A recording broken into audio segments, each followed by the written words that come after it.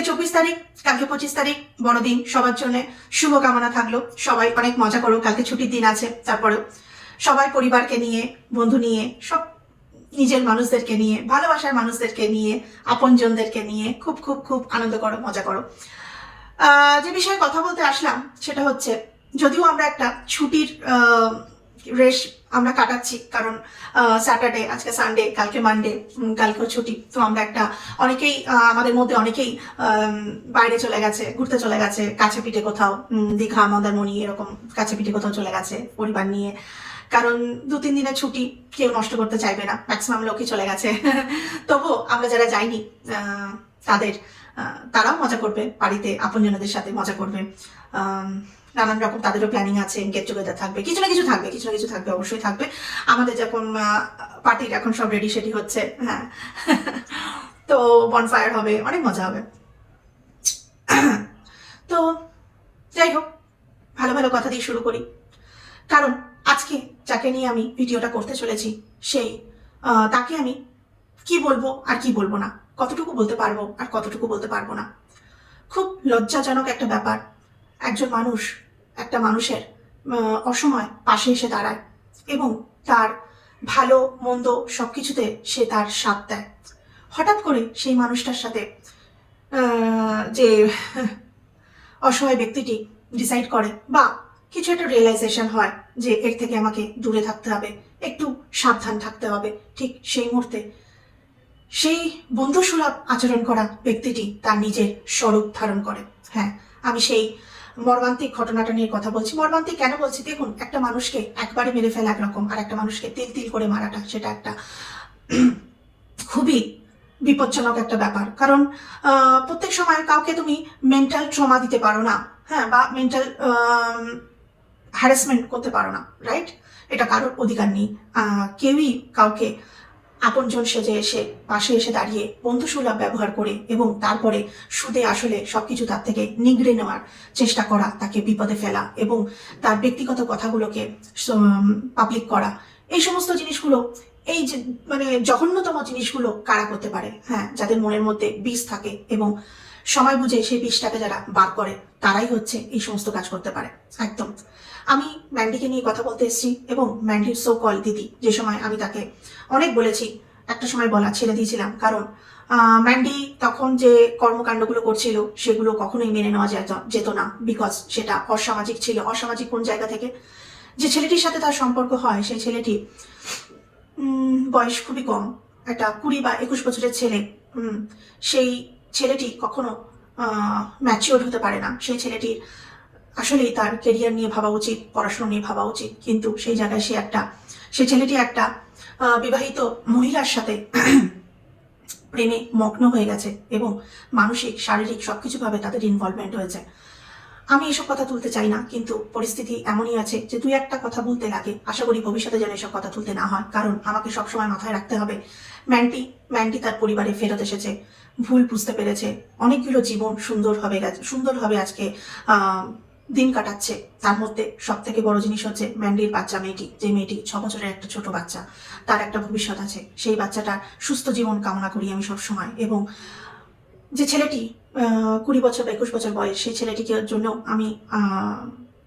তার জন্য আমি প্রে করি যে তুমি শুধরে যাও। তুমি রিয়েলাইজ করতে পেরেছো কিনা জানি না তুমি কত বড় ভুল করেছো।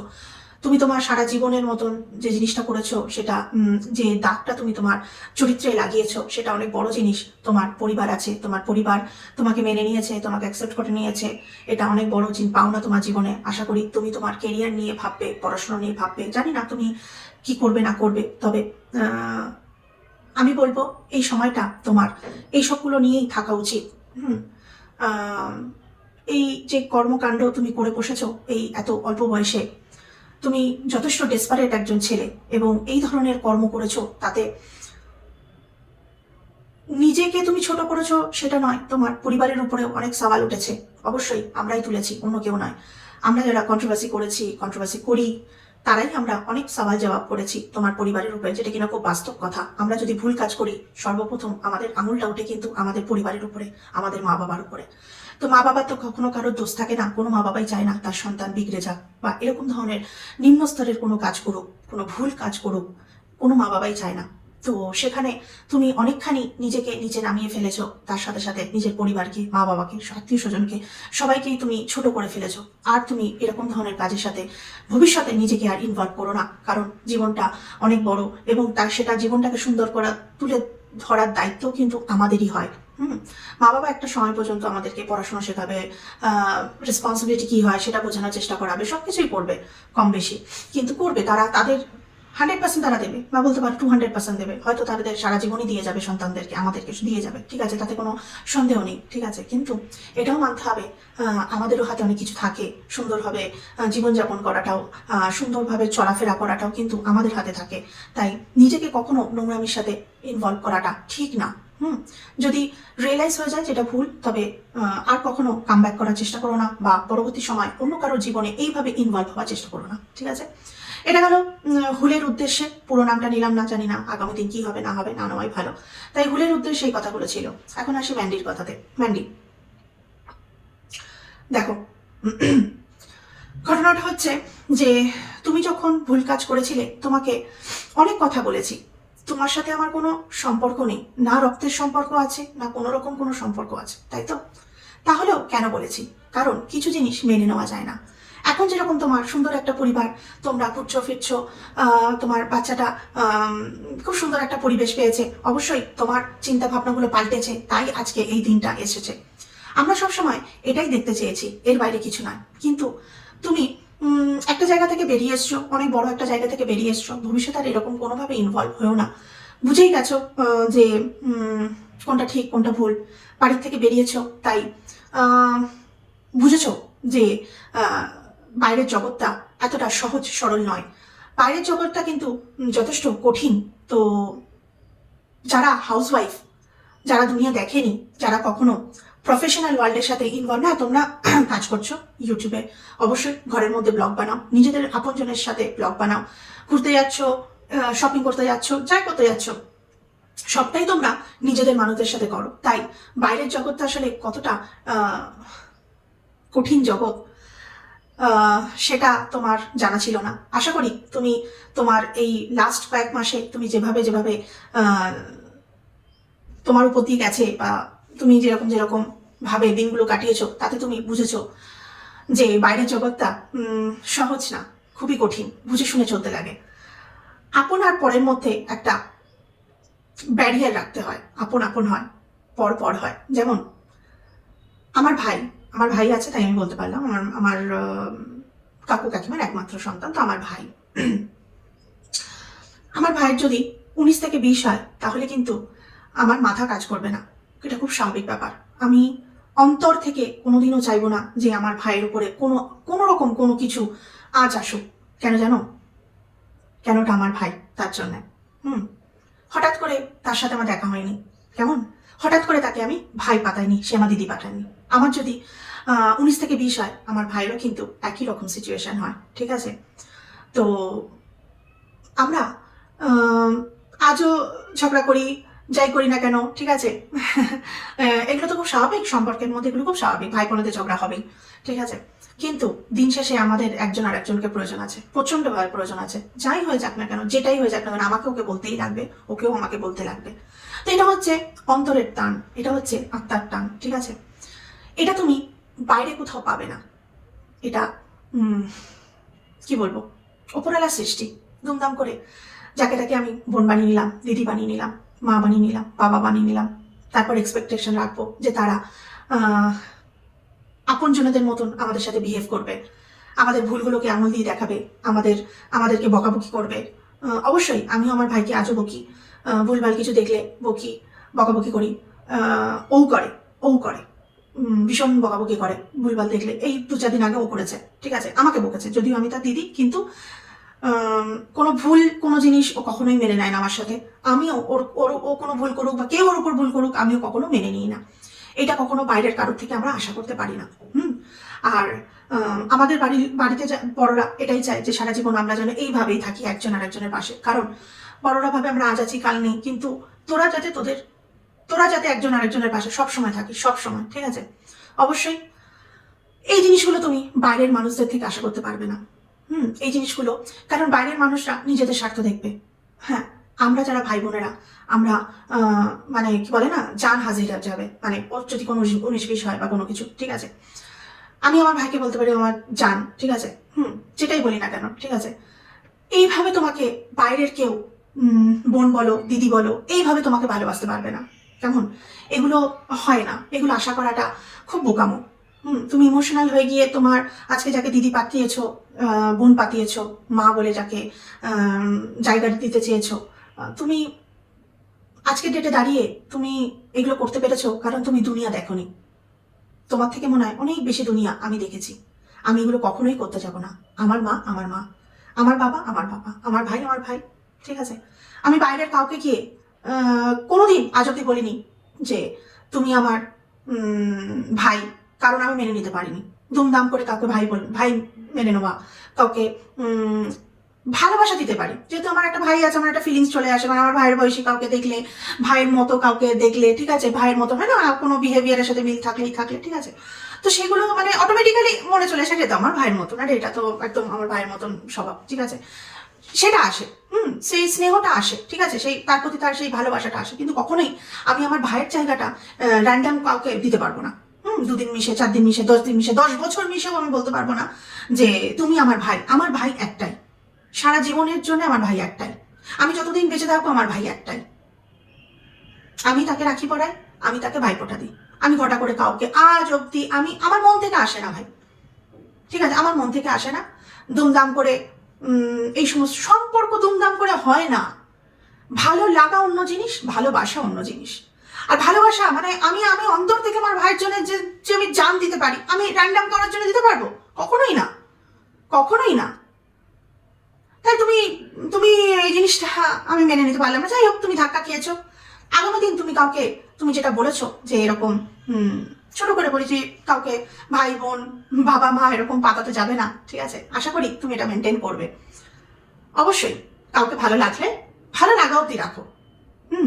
টেনে টোনে একটা সম্পর্কের নাম দেওয়াটা কিন্তু ঠিক না। আমরা বন্ধুত্বটা করতে পারি। বন্ধুত্ব কিন্তু একজনের সাথে 2 ঘন্টা তুমি যদি একটু সময় স্পেন্ড করো, তোমার যদি ভালো লাগে, তারপরে গিয়ে তাকে একটা কলও করো, কথা বলো, ফার্দার মিট করার প্ল্যান করো, সবকিছু করো, ঠিক আছে, বন্ধুত্বটা হতে পারে। কিন্তু এই যে ভাই বোন দিদি মা, এগুলো করো না, হাস্যকর জিনিস, এগুলো করো না। যাই হোক, ধাক্কা খাওয়াটা জরুরি ছিল, তাই তুমি খেয়েছো। এখন বলি যে সেই ব্যক্তির কথা, যে ব্যক্তি ম্যান্ডির অসময়ে এসে তাকে কাঁধ দিয়েছিল। অনেক কিছুই আমাদেরকে এডিট করে বলা হয়েছে, যেমন যেদিন সে প্রথম আলাপ হয়েছিল, মানে সামনাসামনি সাক্ষাৎ হয়েছিল, সে যেই ডাকুক যাকে, সে যেই যাকে ডাকুক না কেন, ম্যান্ডি তার দিদিভাইকে ডাকুক না তার দিদিভাই ম্যান্ডিকে উপযোজক হয়ে বলুক যে আমি আছি, আমি আসছি, আমাদের জানা নেই, জানার কথাও না, ঠিক আছে, যেই হোক, যেটাই হোক না কেন, সেদিন কিন্তু হলো ছিল, সেটা আমরা গতকাল জানতে পেরেছি, তাই তো? কার মুখ থেকে জেনেছি? না সেই বিষাদর নাগিনের মুখ থেকে আমরা জানতে পেরেছি। হ্যাঁ, সেই পাগলা ঘোড়ার মুখ থেকে আমরা জানতে পেরেছি। আই এম সরি, আমি এইভাবে তাকে অ্যাড্রেস করবো, আই এম সরি। অনেকের খারাপ লাগবে, লাগতেই পারে, আই রিয়েলি ডোন্ট কেয়ার। এটা আমার চ্যানেল, আমার ভালোবাসার জায়গা, যখন যখন মনে হয় তখন তখন ভিডিও দেবো, যখন ইচ্ছা করে না তখন দিই না, ঠিক আছে, কিন্তু যখন যে কথাটা বলবো অন্তর থেকে বলবো। তাই আজকে ওই কাল নাগিনের কথা না বললে নয়। কেন বলছি এই সমস্ত কথা? আমার কি দায় আছে? ম্যান্ডি আমার আপনজন না? নিশ্চয়ই না, কিন্তু আমি মানুষ, আমি মানুষ, আমার বিবেক বলে কিছু আছে। যে একটা পরিবার সুন্দরভাবে জীবনযাপন করছে, ডেইলি ব্লগ দিচ্ছে, সেই ডেইলি ব্লগের মাধ্যমে আমরা বুঝতে পারছি তারা ভালো আছে। কারণ একটা পরিবারে যখন মানুষ সুন্দরভাবে খাওয়া দাওয়া করে, নির্দিষ্ট সময় কাজগুলো করে, তখন বোঝা যায় যে একটা সুস্থ পরিবার। এখানে কোনো অসুস্থতার লক্ষণ আমরা দেখতে পাই না। তার মধ্যে দিয়েও ম্যান্ডি যথেষ্ট, ম্যান্ডির ভিডিও ফলো করলে যথেষ্ট কন্ট্রোভার্সি করার কিন্তু জায়গা আমরা পাই। ওর অনেক ফল থাকে, ও অনেক কিছু তুলে ধরে, হ্যাঁ, অনেক কিছু তুলে ধরে। তাই কোনো মানুষের পাস্ট নিয়ে টানাটানি করার আমাদের কোনো প্রয়োজন নেই। যখন সেই মানুষটা, আমরা তো এটাই চেয়েছিলাম, আমরা তো এইটাই বারংবার বলেছি, ম্যান্ডিকে যা না তাই বলেছি, যা না তাই বলেছি, যতদূর আমার পক্ষে মানে আমি যতটুকু বলতে পেরেছি আমি তত বলেছি। জানা মানে এটা নয় যে তাকে গালিগালাজ করা, সেটা নয়, বাট যতটুকু বলেছি কড়া ভাষায় বলেছি, যখনই বলেছি তীব্রতার সাথে বলেছি, ঠিক আছে। সেই জায়গা থেকে আজকে এই কাল নাগিনী যে তার পাশে বন্ধু হয়ে দাঁড়িয়েছিল, দিদি হয়ে বটগাছের মতন দাঁড়িয়েছিল, সে আজকে সব থেকে বেশি নোংরামি করছে, ম্যান্ডির জীবন নষ্ট করার চেষ্টা করছে। ম্যান্ডির বাচ্চা মেয়েটি যে 6 বছর বয়স, তাকে, তার জীবনটা, তার ভবিষ্যৎটা খারাপ করার আপ্রাণ চেষ্টা করছে এবং তার পরিবারটা ভাঙার চেষ্টা করছে। একে কি বলা যায়? বিষাদর সাপ, কাল নাগিনী, নাকি পাগলা ঘোড়া? পাগলা ঘোড়া কথাটা কি বলবো, এমন ঘোড়া যার মুখ দিয়ে বিষ বেরোয়। আগে কখনো শুনেছেন ঘোড়ার মুখ দিয়ে বিষ বেরোয়? এখন দেখছেন তো ঘোড়ার মুখ দিয়ে, হ্যাঁ হ্যাঁ বন্ধুরা, ঘোড়ার মুখ দিয়ে বিষ বেরোচ্ছে। এমন বিষ বেরোচ্ছে যে একটা 6 বছরের বাচ্চার কথাও তার কোনো মাথায় নেই। আচ্ছা, আমরা তো আমরা যারা অবিবাহিত, তাই তো, সংসার এখনো হয়নি, বাচ্চা কাচ্চার মর্ম বোঝার মতন সেটা হয়নি, কারণ মায়েরা সবসময় বলে যে মা হলে বুঝবে, এই যে সারাক্ষণ কনসার্ন থাকে না, তো জল খাও, ফল খাও, এই খাও, সেই খাও, তখন চাচাই মার উপরে খাবো, পরে খাবো, এই করবো, তারপরে এখন না, এখন না, ঠিক আছে। দূরে থাকলে মা ফোন করে করে বারবার বলে, ঠিক আছে খেয়েছো তো, করেছো তো। তো এই জিনিসগুলো যখন হয় না, তখন বলে যখন না হবে তখন বুঝবে, যখন বুঝতে পারি অবশ্যই, ঠিক আছে, যে মায়েরা মাই হয় জানি। কিন্তু আমরা কি এতটাই অপদার্থ যে আমাদের মধ্যে কোনো সংসার নেই বলে, সন্তান সংসার এইগুলো নেই বলে আমরা কি এতটাই বিবেকহীন মানুষ? একবার ভেবে দেখুন তো, কই আমাদের মধ্যে তো এই সমস্ত চিন্তা ভাবনা আসে না? কতটা নিম্ন স্তরের মানসিকতা না হলে একজন মানুষের সংসারটা ভেঙে দিতে পারে, ভাঙার চেষ্টা করতে পারে? অবশ্যই অবশ্যই এটা চেষ্টা করাই বলে। কি বলছিল আজকের ভিডিওতে? বলছিল অতীত কখনো পিছু ছাড়ে না। আই এম সরি, তোমার মতন কাল নাগিনী যেখানে উপস্থিত থাকে না, যাদের জীবনে আনাচে কানাচে, ঠিক আছে, তাদেরই অতীত পিছু ছাড়ে না, কারণ তোমরা কারোর ভালো দেখতে পারো না। কি করে দেখবে? তোমার জীবনে ভালোটা আছে কি? কিছু নেই। পাগলের মতন লোককে নিকৃষ্টভাবে অ্যাটাক করো। তোমার কিছু সাপোর্টারও আছে, বলো বলো বলো, হ্যাঁ একদম ঠিক জবাব দিয়েছো, ঠিক করেছো। ওরা তোমার সাপোর্টার নয়, কোনোদিন হতে পারে না। ওরা তোমার ভালো চায় না। তুমি যখন বিষগুলো বার করো না, সত্যি তুমি যতটাই রূপসী হও না কেন, তোমাকে একটা কাল নাগিনী লাগে, মুখ দিয়ে তুমি বিষ বার করছো। তোমাকে যে কি বিচ্ছিরি লাগে, কি জঘন্য লাগে, তুমি নিজেও জানো না। অথচ দেখো, তোমার রূপ আছে, তোমার গুণ আছে, তুমি শিক্ষিত, তুমি ডিগ্রিধারী নারী, তুমি বিবাহিত, এত সুন্দরভাবে সংসার করছো, রান্নাবান্না করে দেখাও, ঘরকন্যা করছো, তোমার পোষ্যটাকে নিয়ে তুমি অনেক স্নেহ ভালোবাসা দেখাও। আছে কি ওগুলোর রিয়েল কি? না, কখনোই না। তুমি ক্যামেরার জন্য করো। কারণ তুমি পোষ্যটার যদি প্রতি তোমার প্রেম ভালোবাসা থাকতে পারে, তাহলে মানুষের প্রতি কেন নেই? এত জঘন্যভাবে মানুষদেরকে তুমি অ্যাটাক করো কেন? একটা মানুষ সুস্থভাবে সংসার করছে, যার বাড়িতে একটা সন্তান আছে, বয়স যেহেতু মানুষরা আছে পরিবারে, যেহেতু তার শ্বশুর শাশুড়ি আছে, সবকিছু আছে, তুমি কেন সহ্য করতে পারছো না বলো তো? কেন তার অতীতটাকে নিয়ে টানাছেড়া করছো বলো তো? আমরা তো সবাই ম্যান্ডিকে বলেছি, যে সময় তুমি তাকে নিয়ে আদিক্ষেতামি করতো। আর হ্যাঁ, একটা কথা, তুমি অনেক প্রশ্ন করেছো, তুমি অনেক প্রশ্নের জবাব দিয়েছো, স্যান্ডিকে দিয়েছো। তোর বউ দুধ পিতা হওয়া বাচ্চা না, যে আমি তাকে নিয়ে গিয়ে পরকিয়া করিয়েছি না? আমি তোমাকে একটা ছোট্ট করে কারেকশন করিয়ে দিই, পরকিয়াটা সে নিজে থেকেই করেছে, মানে কারোর হাত নেই। সে নিজে থেকেই করেছে, কারণ সে অ্যাক্সেসটা পেয়েছে। সেই ব্যক্তি তার বাড়িতে এসেছে এবং ঘটনা চক্রে যেটাই হয়ে যাক না কেন, যাই হয়ে যাক না কেন, সে নিজে থেকেই সবকিছু করেছে, এখানে কারোর কোনো হাত নেই। বাট সংসার ভাঙতে তোমার হাত আছে। যখন যখন তুমি তাকে ইন্ধন জগিয়েছ, যখন যখন তুমি তাকে নিজেকে অ্যাভেলেবেল করেছো, প্রত্যেকটা মুহূর্তে কিন্তু তুমি তার সংসার ভাঙতে সাহায্য করেছো এবং চেয়েছো আপ্রাণ চেয়েছো যাতে ওর সংসারটা ভেঙে যাক, তাতে তোমার কন্টেন্ট হবে, তাতে তুমি 2 পয়সা রোজগার করবে। ভেবে দেখেছো তুমি রোজগারটা কার জন্য করছো? তুমি তো কারণ নাও। তুমি যেভাবে তোমার ডেইলি ব্লগে আমাদেরকে দেখাও, বলো, তাতে খুব কষ্ট যে তুমি তোমার এজেড শ্বশুর শাশুড়িকে কোনোভাবেই তুমি সেবা করা বা যত্ন করা বা দায়িত্ব নেওয়া, যেটাকে বলে রেসপন্সিবিলিটি, সে মন থেকে করো বা যাই করো, উপর থেকে করো, যাই করো, তুমি কোনো কিছুতেই তোমার কোনো ইনভলভমেন্ট নেই। উপরন্তু সময় পেলে তুমি বাড়ির কাজের লোকের সাথে গিয়েও তুমি তোমার শ্বশুর শাশুড়িকে নিয়ে এমন কিছু ইঙ্গিত আমাদেরকে দিয়েছো, তাতে মনে হয়েছে যে আরে বাপরে বাপ, এদের তো ভেতরে বিরাট ক্যাচাল রয়েছে।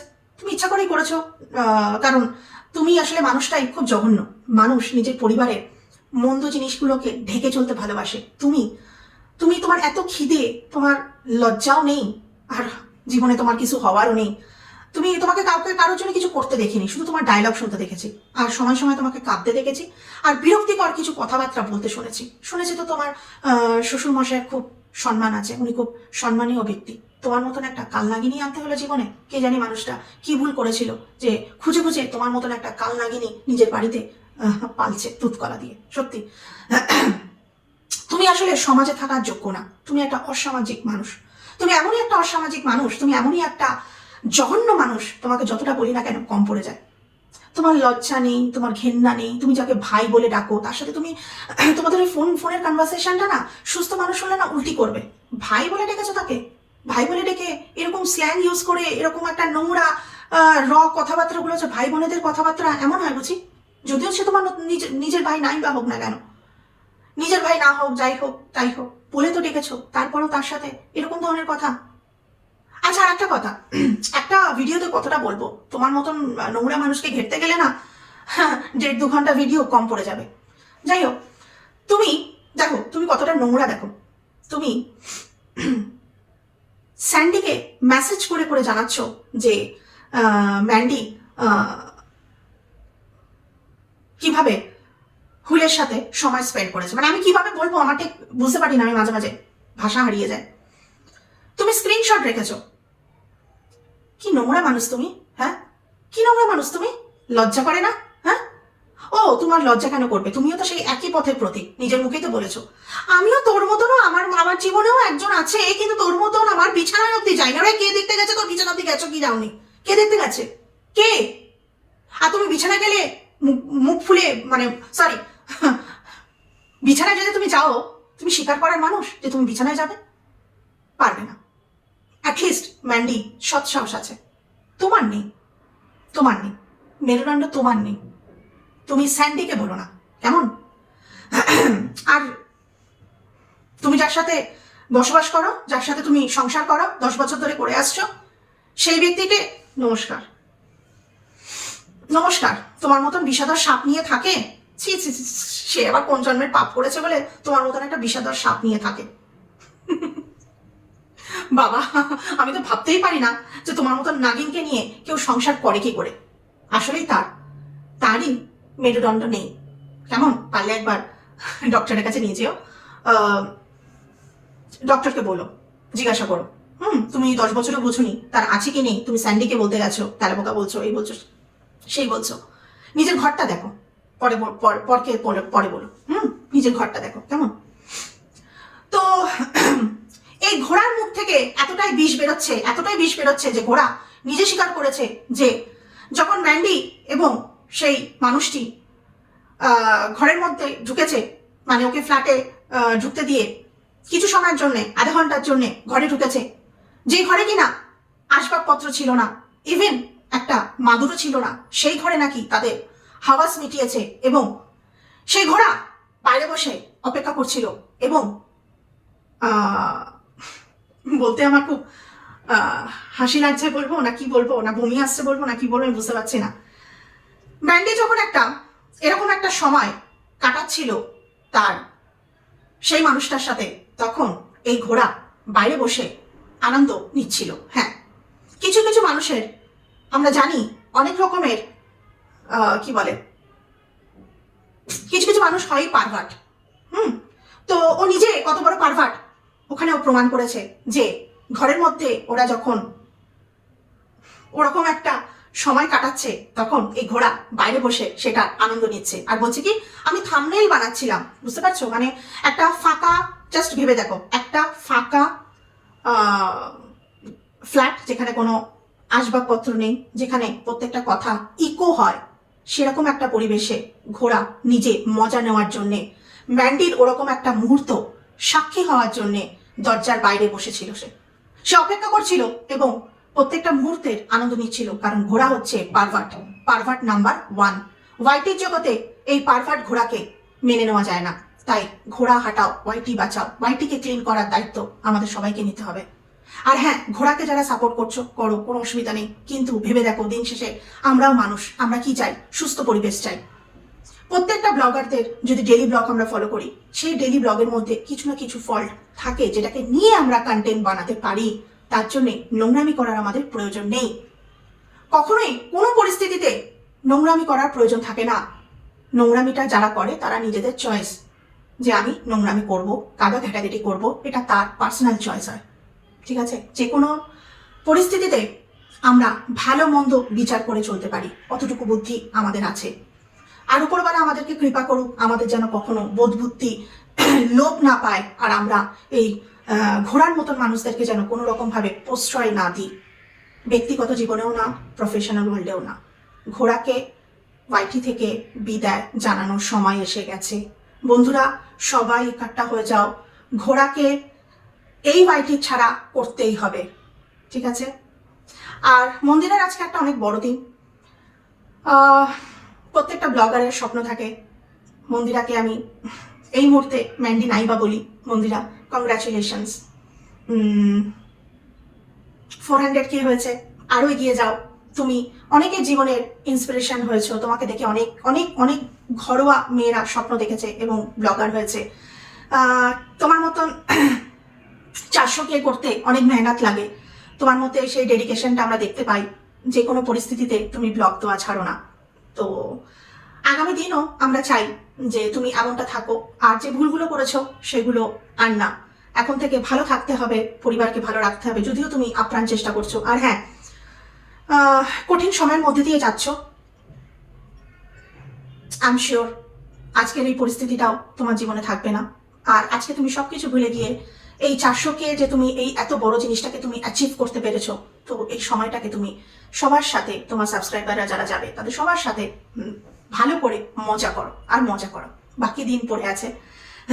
তোমার মন্দতে যদি আমরা আওয়াজ তুলতে পারি, তো অসময়েও আমরা সাথ দিতে পারি। অবশ্যই তোমার সাথে আছি, আগামী দিনও থাকবো। ভালো থেকো।